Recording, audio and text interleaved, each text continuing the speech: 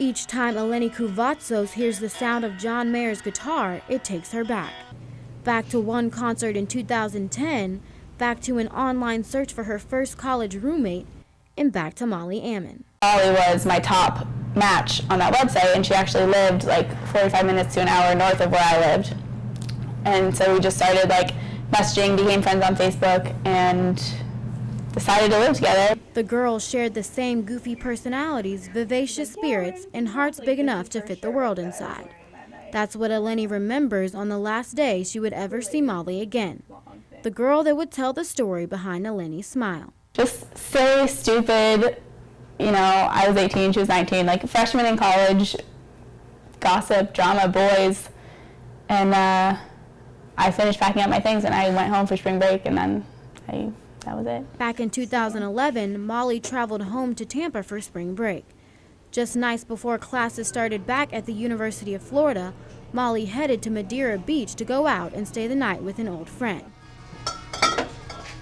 That night, Molly consumed enough alcohol to get her nearly 2 times over the legal limit.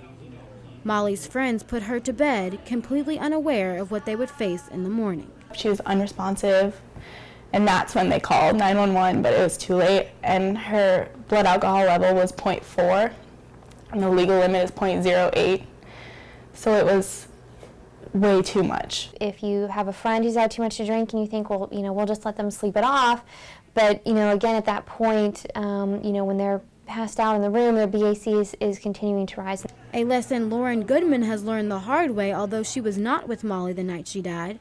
Since losing both her best friend and sorority sister, Lauren will never look at a situation like Molly's quite the same. We're all much more proactive when we see it. We still have fun, and I mean, we're in college, but we just have to be super careful about how much fun we're having. Now I'm actually standing right outside of Molly's old sorority house where her sorority sisters planted a tree and put a bench out here with her name engraved on it in honor of her after she passed. Eleni Kouvatsos does not carry the weight of her loss. She uses words to cope with Molly's death by sharing stories of overwhelming tragedy and grief and the courageous strength that follows, stories much like her own. The name of her blog?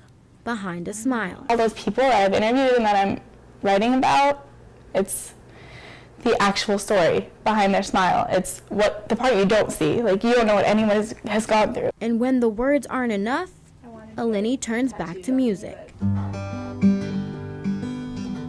Back to John Mayer, and back to her memories of Molly Ammon. Courtney Allen, WUFT News.